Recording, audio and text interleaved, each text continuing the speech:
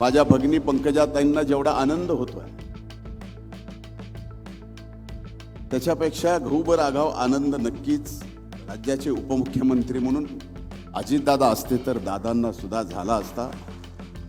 आज एका कार्यक्रमामध्ये मात्र प्रत्येक मंत्र्याला वाटत होतं की अजितदादा असायला पाहिजे होते, कारण की आज जिथे अजितदादा असते तर त्यांना देखील या कार्यक्रमाचा आनंद झाला असता।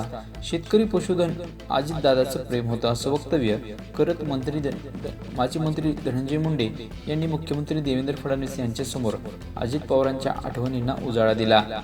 परळी वैजनाथ येथे आयोजित महापशुधन एक्स्पोमध्ये ते बोलत होते। धनंजय मुंडे म्हणाले की मुख्यमंत्र्यांच्या प्रयत्नातून हा महापशुधन एक्स्पो होत आहे।